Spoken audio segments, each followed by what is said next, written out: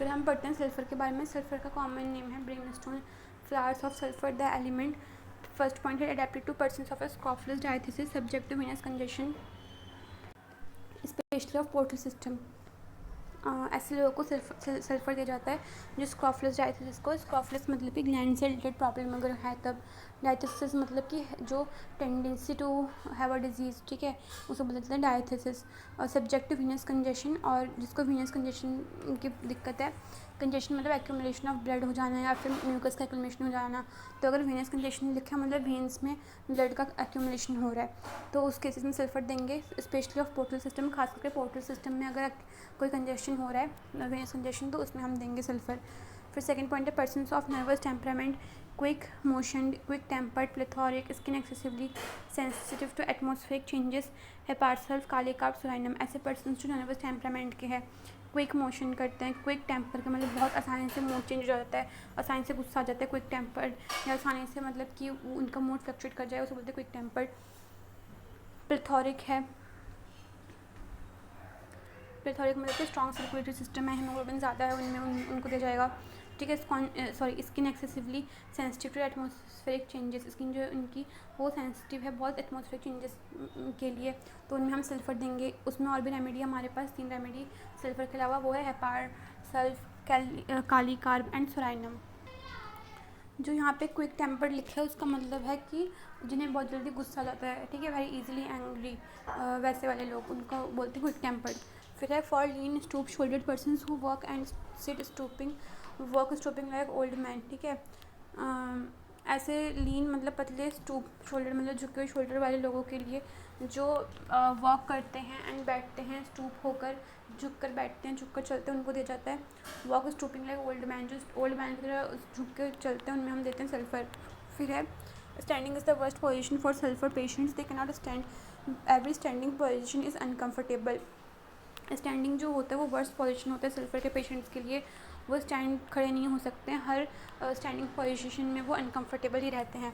Aversion to being washed, always aggravate after a bath, too lazy to rouse himself, too unhappy to live, मतलब कि उन्हें wash होने से एकदम घृणा है, मतलब एवर्जन है। ऑलवेज वो एग्रीवेट होते हैं आफ्टर बाथ, नहाने के बाद। Too lazy to rouse himself, वो बहुत लेजी होते हैं अपने आप को जगाने के लिए, ठीक है। टू अनहैप्पी टू लिव, और बहुत ही अनहैप्पी होते हैं ज़िंदगी जीने के लिए। फिर है children can not bear to be washed और bathed in cold water, antimonium chloride, emaciated, big bellied, restless, hot, kick off the clothes at night, hepar sul, sanicula, have worms, but the best selected remedy fails. कहने का मतलब ये है कि इनमें जो children होंगे सल्फ़र के उनको हम नहा नहीं सकते क्योंकि बहुत डर्टी होते हैं, तो नहाना ऑब्वियसली उनको पसंद नहीं होगा क्योंकि उनको डर्टी में रहना डर्टी रहने पसंद है, या फिर कोई बच्चे को नहाए तो बच्चे को पसंद नहीं होगा। और अगर कोल्ड वाटर में नहाना पसंद नहीं है तो वो एंटीमोनियम क्लोराइड है। इसके अलावा और एक रेमेडी है जो है अमोनियम कार्ब, जिनको वॉशिंग पसंद नहीं है। इमेचिएटेड है मतलब पतले हैं, ठीक है। बिग बैलीड है, बैली उनकी बिग है। रेस्टलेस है अगर, ठीक है, बेचैनी है, हॉट है, ठीक है। और मतलब कि सल्फ़र एक हॉट रेमेडी है, और जो क्लॉथ को किक ऑफ कर देना नाइट के टाइम पे वो होगा सल्फ़र।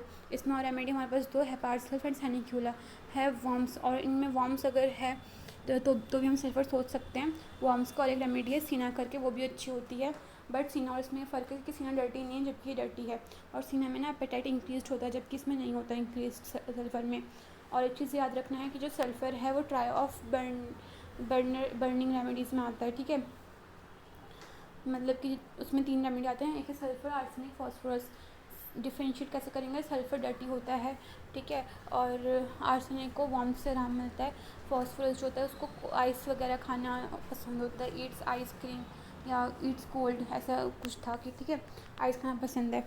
जबकि सीना जो होता है, जो वार्म रेमेडी है, वो ट्रायो ऑफ बर्नर्स में नहीं आता।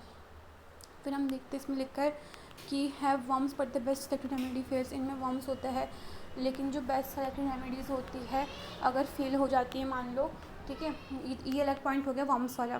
अब ये अलग पॉइंट शुरू हुआ है कि मान लो कोई भी कंडीशन है जिसमें कि बेस्ट रेमेडी दिया है, मिनिमम बेस्ट दिया है, बट तब भी ठीक नहीं हो रहा, तो उस टाइम सल्फ़र देकर ट्राई करेंगे तो वो ठीक हो जाएगा। फिर हम देखते हैं scrofulous psoric chronic diseases that result from suppressed emotions, causticum, psorinum.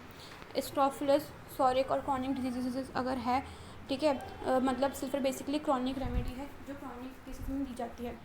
स्क्रॉफुलस में ग्लैंड से रिलेटेड प्रॉब्लम है तो स्क्रोफुलस सॉरी क्रॉनिक डिजीज़ हैं जो कि सप्रेस्ड इमोशंस की वजह से हो रहा है, तो उसमें हम सल्फ़र देंगे। इसके अलावा और हमारे पास 2 रेमेडीज़ हैं जो सप्रेस्ड इमोशन की वजह से डिजीज़ देने के टाइम, अगर सप्रेस्ड इमोशंस की वजह से डिजीज़ हो रही है तो उसमें हम दे सकते हैं, वो है कॉस्टिकम सोरानम। फिर है complaints that are continually relapsing, menses, leucorrhoea etcetera.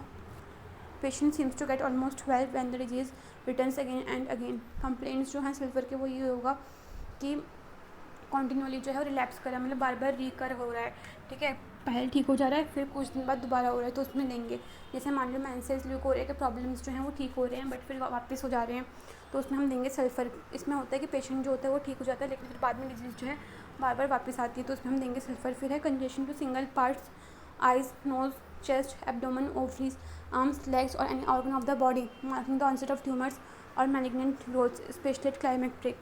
और कंजेशन है सिंगल पार्ट्स का, कंजेशन है मतलब कि एक्यूमुलेशन है ब्लड का या फिर ऐसे फ्लूइड का, ठीक है, सिंगल पार्ट्स में, जैसे कि आइज़ में, नोज़ में, चेस्ट में, एब्डोमेन में, ओवरीज में, आर्म्स में, लेग्स में या फिर बॉडी किसी भी ऑर्गन में जो कि ट्यूमर का बिगिनिंग को मार्क करता है या फिर मैलिग्नेंट ग्रोथ्स की बिगिनिंग को मार्क करता है, तो उसमें हम सल्फ़र देंगे। स्पेशली क्लाइमेक्ट्रिक, खास करके क्लाइमेक्ट्रिक फेज़ में, तो उसमें हम सल्फ़र देंगे।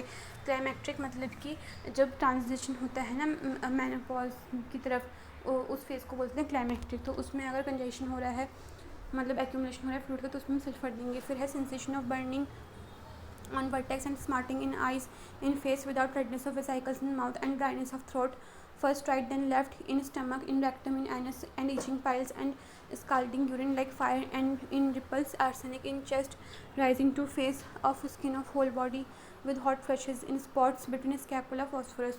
मतलब अगर बर्निंग का सेंसेशन है, जैसे मान लो वर्टेक्स पे है, ठीक है, वर्टेक्स मतलब ये जो खोपड़े का ऊपर वाला टॉप वाला पार्ट होता है उसे बोलते हैं वर्टेक्स पे, वर्टेक्स बोलते हैं, ठीक है, और वहाँ पे बर्निंग का सेंसेशन है। और आइज़ में स्मार्टिंग मतलब आइज़ में चुभने वाला है, पेन है। इन फेस में है बर्निंग वाला सेंसेशन, ठीक है, विदाउट रेडनेस, बिना रेडनेस के।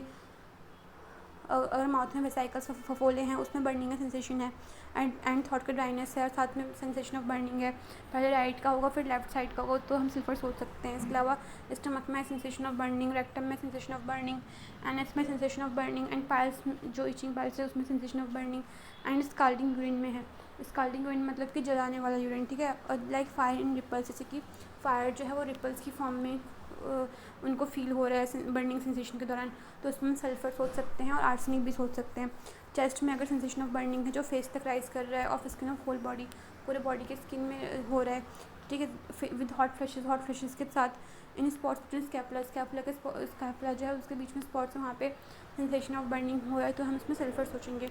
और फॉस्फोरस भी सोच सकते हैं।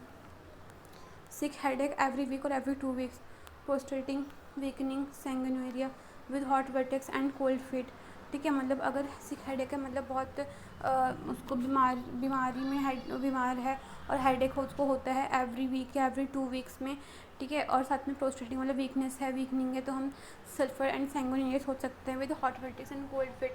हॉट वर्टेक्स है एंड साथ में फीट अगर कोल्ड है तो उसमें सल्फर सोचेंगे। फिर है hot flushes during the day with weak faint spells, passing off with little moisture, अगर हॉट फ्लशेस है दिन के टाइम पे, ठीक है, और साथ में क्या है वीक फेंट स्पेल्स मतलब कि साथ में वो थोड़ा बेहोश टाइप हो रहा है, और passing off with little moisture मतलब थोड़ा बहुत पसीना भी आ रहा है साथ में, तो उसमें हम सल्फ़र सोचेंगे।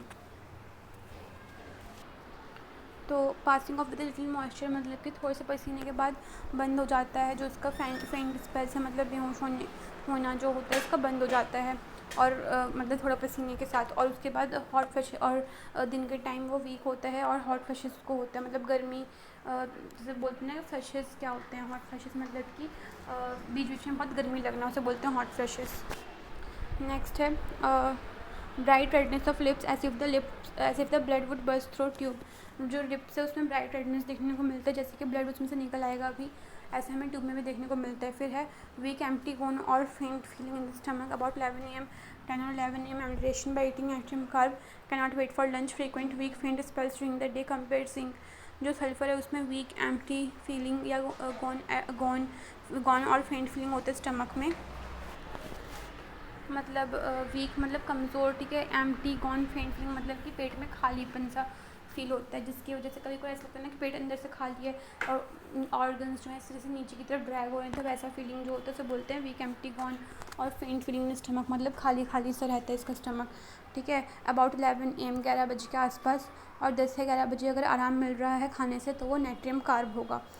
Can not wait for lunch, lunch के लिए वेट नहीं कर सकता है ये, फ्रीक्वेंट वीक और फ्रीक्वेंटली वीक होता रहता है, और फेंट स्पेल्स ड्यूरिंग द डे, दिन के टाइम पे फेंट होगा ये, और कंपेयर कर सकते हैं उसको जिंक के साथ। फिर है डायरिया आफ्टर मिडनाइट, डायरिया इसको होगा मिडनाइट के बाद, पेनलेस डायरिया होगा। Driving out of bed early in the morning, सुबह सुबह अर्ली मॉर्निंग में वो बेड से बाहर आता है, ठीक है। मतलब कि डायरिया की वजह से वो सुबह सुबह अपना अर्ली मॉर्निंग में अपना बेड को छोड़ना, मतलब बेड को छोड़ने पे मजबूर हो जाता है।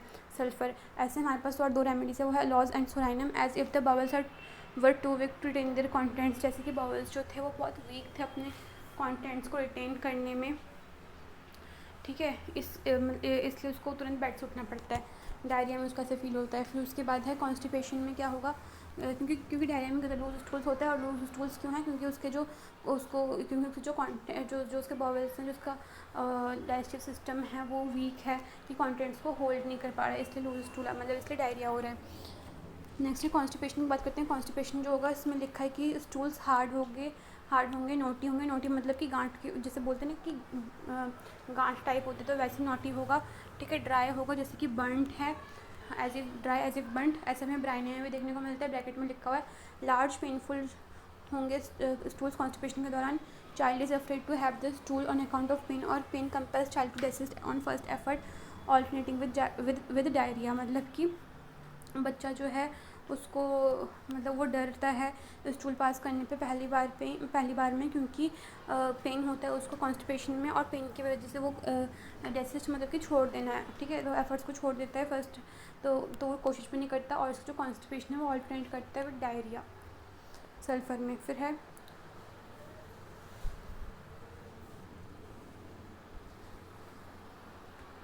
हाँ, फिर ये है the discharge both of urine and feces is painful to parts over which it passes large quantities of colorless urine. Parts around anus red excoriated. All the orifices of the body are very red. All discharges accrete excoriating wherever they touch.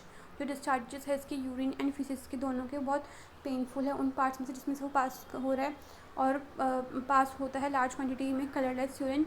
Parts जो है उसके इनस के round वो red है, एक्सकोरेटेड मतलब जैसे छिल जाता है ना वैसा है, और सारे ऑरिफिसेस जो है बॉडी के वो बहुत रेड है।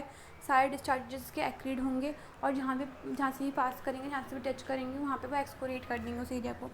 Menses too early profuse protected, menses जिसके बहुत अर्ली है, प्रोफ्यूज है, और प्रोट्रैक्टेड मतलब प्रोलॉन्ग्ड है। फिर है मेनोरेजिया। मेनोरेजिया में क्या है, has not been well since last miscarriage, जब से लास्ट मिसकैरेज हुआ है तब से वो ठीक नहीं हुई है। और single dose at new moon, lip पे जो है लिप पे उन्होंने बताया है कि अगर सल्फर का सिंगल डोज हम न्यू मून में देंगे तो उसकी मेनोरेजिया की प्रॉब्लम ठीक हो जाएगी। मेनोरेजिया मतलब हैवी प्रोलॉन्ग ब्लीडिंग या प्रोफ्यूज ब्लीडिंग, ठीक है। अगर हो रहा है, बहुत लंबे दिनों तक चल रहा है, ठीक है, तो हम उसको मेनोरेजिया में काउंट करते हैं। फिर हम बात करते हैं बॉयल्स क्या होगा कि coming in crops in various parts of the body, or a single boil is succeeded by another as soon as first is healed tube. Sulphur में बॉयल्स जो होंगे वो क्रॉप्स की फॉर्म में, मतलब ग्रुप की फॉर्म में आएंगे बॉडी के वेरियस पार्ट में, या फिर एक सिंगल बॉयल जो होता है उसके बाद दूसरा बॉयल आएगा जैसे ही पहला बॉयल ख़त्म होता है तब, मतलब कि बॉयल्स के बाद बॉयल्स आ रहे हैं, या तो ग्रुप में आ रहे हैं या फिर सिंगल आ रहे हैं, और जैसे एक ख़त्म हुआ है तो दूसरा आ रहा है, ठीक है। ऐसा हमें ट्यूब में भी देखने को मिलेगा। स्किन की बात करते हैं। स्किन इसका ईचिंग होगा, ठीक है। वॉल्यूप्टस होगा, वॉल्यूप्टस मतलब कि प्लेजर फील होगा उसको स्क्रैच करने से, ठीक है। Voluptuous scratching ameliorates, feels good to scratch करने से उसको अच्छा लगता है। स्क्रैचिंग कॉजेज बर्निंग, लेकिन स्क्रैचिंग के बाद उसको बर्निंग एंड ब्लीडिंग होती है। Aggravate from heat of bed के हीट से एग्रीवेशन होता है। मर्क्यूरियस में भी ऐसा होता है। सोरनेस इन फोल्ड्स लाइकोपोडियम, और जो फोल्ड्स होते हैं उसके स्किन के वहाँ पे सोरनेस मतलब पेन देखने को मिलता है, लाइकोपोडियम में भी देखने को मिलता है। Skin infections that have been treated by medicated soaps and washes, haemorrhoids that have been treated with ointments, ऐसे स्किन की दिक्कत है जो कि मेडिकेटेड सोप्स एंड वॉशेस से कभी ठीक करी गई हो, ठीक है, लेकिन दोबारा आ गई है, या हेमरॉइड्स है जिसको हमने ऑइंटमेंट से कभी ठीक किया हो फिर लेकिन दोबारा आ रहा है, तो उसमें हम सल्फर देंगे। फिर है to facilitate absorption of serious और inflammatory exudates in brain, pleural, lungs, joints and brain या कालीम्यूर और the best selected remedy fails. अगर हमें एब्जॉर्प्शन कराना है सीरियस एक्सुडेट्स का या इन्फ्लेमेटरी एक्सुडेट्स का, एक्सुडेट्स मतलब कि जो लीकेज हो रहा है ना फ्लूइड का उसका, ठीक है, जैसे मान लो ब्रेन में है तो सेरेब्रल एडिमा हो गया, ठीक है, उन सब का एब्जॉर्प्शन कराना है, या प्लूरल मेम्ब्रेन्स से एब्जॉर्ब करना है फ्लूइड को, ठीक है, एक्सेसिव हो चुका है, एक्सेसिव मतलब फ्लूइड एक्यूमुलेट हो चुका है मेम्ब्रेन प्लूरल मेम्ब्रेन्स में, तो उसमें हम देंगे। लंग्स जो है उसमें से एब्जॉर्प्शन कराना है, जॉइंट से एब्जॉर्प्शन कराना है एक्सेस लीकेज का या एक्सेस फ्लूइड्स का, तो मतलब कि एक्सुडेट्स का, तो हम सल्फर दे सकते हैं जब एब्जॉर्प्शन करवाना है, ठीक है। सीरियस एक्सुडेट मतलब कि जो कैविटीज़ में बॉडी की कैविटी जो ऑर्गन कैविटीज़ उसमें जो इकट्ठे हो जाते हैं, और इन्फ्लेमेटरी एक्सुडेट्स मतलब कि इन्फ्लेमेशन की वजह से जो इकट्ठा हो जाते हैं उसको बोला इन्फ्लेमेटरी एक्सुडेट्स। वन ब्राइन या कालीम्यूर और the best selected remedy fails. अगर ब्राइन या एंड कालीम्यूर जैसे बेस्ट सिलेक्टेड रेमेडी जो होती है वो काम नहीं करती है सीरियस या इन्फ्लेमेटरी एक्सुडेट्स का एब्जॉर्ब करने पे, ठीक है, तो हम सल्फर देंगे। फिर है chronic alcoholism, dropsy and other elements of drunkards they reform but are continually relapsing सोयानियम ट्यूब। अगर क्रॉनिक अल्कोहलिज्म है मतलब लॉन्ग टाइम से अल्कोहलिज्म का शिकार है वो, ठीक है, और ड्रोप्सी है, और ड्रोप्सी मतलब इडिमेटिक कंडीशन है, एंड दूसरे जो एलिमेंट्स होते हैं ड्रंकार्ड्स के वो सब देखने को मिल रहे हैं जो ठीक हो जाते हैं बट फिर वापस आते रहते हैं कॉन्टीन्यूसली, तो उसमें हम सल्फर सोयानियम और ट्यूब सोच सकते हैं। फिर है nightly suffocative attacks, wants the door and windows open, become suddenly wide awake at night, drowsy in afternoon after sunset, wakefulness the whole night. अगर नाइट के टाइम बहुत सफोकेटिव अटैक्स हो रहे हैं और वो चाहता है कि डोर्स और विंडोज़ खुली रहे और वो सडनली जग जाता है नाइट के टाइम पे, और फिर सनसेट के बाद वो आफ्टरनून के टाइम पे ड्राउजी फील कर रहा है, अगर क्योंकि रात को अगर अचानक जग रहा है मतलब नींद पूरी नहीं हो रही, तो सनसेट के बाद आफ्टरनून में वो ड्राउजी फील कर रहा है अगर, ठीक है, और वेकफुलनेस है होल नाइट में, पूरी रात जग रहा है क्योंकि रात को उसको सफोकेटिव अटैक्स आ रहे हैं, और तो हम सल्फर सोच सकते हैं। फिर happy dreams wakes up singing, dreams उसके अच्छे आते हैं और जब सुबह उठते तो बड़े खुश होकर उठता है, गाते हुए उठता है, ठीक है, लेकिन वैसे अनहैप्पी टू लीव है तो हम सल्फर सोचेंगे। Everything looks pretty which the वो जो वर्ड है अनहैप्पी टू लिव, इसका मतलब है कि जीने की उसमें उमंग नहीं, जीने के लिए बहुत नाखुश है। Everything looks pretty which the patient takes a fancy to, even rags seem beautiful, हर चीज़ जो है पेशेंट को सुंदर लगती है, यहाँ तक कि जो फटे चित्रे जो पर्दे या फिर जो रैग्स हैं वो भी उसको अच्छे लगेंगे। Movement in abdomen as of a child, croc and thuja, movement जो होता है एब्डोमेन में होता है, जैसे कोई बच्चा है या कोई लिविंग थिंग है एब्डोमेन में, जिसे हम सूडो प्रेगनेंसी टर्म देते हैं, ऐसा हमें क्रॉकस एंड थूजा में देखने को मिलता है, में भी देखने को मिलता है। रिलेशंस है कॉम्प्लीमेंट्री है अलॉज एंड सोयानम के। अलॉज जो है वो समर रेमेडी है, ठीक है, समर के टाइम डायरिया वगैरह हो रहा है, समर के टाइम कोई दिक्कत हो रहा है, कॉन्स्टिपेशन वगैरह, मतलब कि समर के टाइम अगर ऐसा हो रहा है कि कॉन्स्टिपेटेड है, ठीक है, या समर के टाइम से कोई दिक्कत हो रही है जीआईटी से रिलेटेड, तो हम अलॉज देंगे।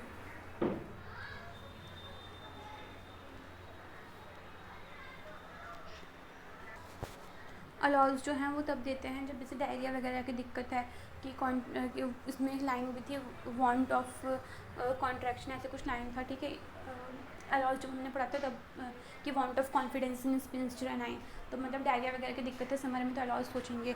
इसके अलावा हम क्या सोच सकते हैं, मतलब कि सोच नहीं सकते एमिंडो से जो सोराइनम की बात कर रहे हैं, तो सोराइनम जो है वो भी हम सल्फर की तरह सोच सकते हैं। बेसिकली जो सोराइनम है वो भी क्रॉनिक डिजीज़ में दी जाती है, सल्फर भी क्रॉनिक डिजीज़ में दी जाती है, लेकिन जो सोराइनम है वो बेसिकली चिली पेशेंट के लिए है, जबकि सल्फर जो है वो हॉट पेशेंट के लिए है।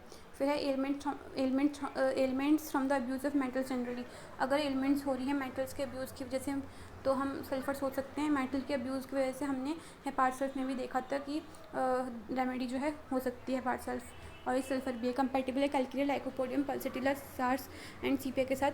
और नेक्स्ट है जो इंपॉर्टेंट लाइन है बहुत, वो है सल्फर कैल्किरिया लाइकोपोडियम या फिर सल्फर सार्स एंड सीपिया जो है frequently follow in given order. अगर हमें ऑर्डर फॉलो करने हैं तो हमेशा सल्फर फिर कैल्किरिया फिर लाइकोपोडियम का ऑर्डर फॉलो करना है, कभी भी ऐसा नहीं करना कि कैल्किरिया के बाद सल्फर दे दिया, वो गलत हो जाएगा और उससे बहुत नुकसान देखने को मिल सकता है। फिर है सल्फर सार्स सीपिया, इसी ऑर्डर में हमें फॉलो करना है, रेमेडीज़ को आगे पीछे नहीं करना कहीं भी रेमेडीज़ देने के टाइम, ठीक है। मान लो अभी सार्स दे दिया है तो सल्फर अब मत देना कहीं भी, उसके बाद तुम सीपिया दे सकते हो भले, बट सल्फर मत देना। Calcarea must not be use before sulphur, वही लिखा है यहाँ पे जो मैंने भी बताया। फिर सल्फर जो है it is the chronic of aconite, मतलब मैंने एकोनाइट पढ़ने के टाइम में बताया था कि एकोनाइट जो है एक्यूट है सल्फर का, मतलब सल्फर जो है वो क्रॉनिक है एक्यूट वो एकोनाइट का, and follows it well in pneumonia and other acute diseases, और उसको अच्छे से फॉलो कर सल्फर जो है वो फॉलो करता है एकोनाइट को न्यूमोनिया के कंडीशन में, बाकी एक्यूट डिजीज के कंडीशन में। एग्रीवेशन होता है इसको एट रेस्ट, रेस्ट से एग्रीवेशन है। व्हेन स्टैंडिंग, जब स्टैंड करे उससे एग्रीवेशन है। वार्मथ इन बेड, जो बेड के वार्मथ या हीट से एग्रीवेशन है। सल्फर को वॉशिंग से एग्रीवेशन है। बाथिंग से एग्रीवेशन है, ठीक है। चेंजेबल वेदर से एग्रीवेशन है इसको सल्फर को, ऐसे हमें रेस्टॉक्स में भी देखने को मिलता है कि चेंजेबल वेदर से एग्रीवेशन है। एम्यूरेशन है, इसको आराम है ड्राई वेदर से, ड्राई वार्म वेदर से आराम है सल्फर को। Lying on the right side से आराम है, जैसे नाइट्रोम्यूर का आराम था राइट साइड लाई करने पे। रिवर्स है ये स्टैंड का।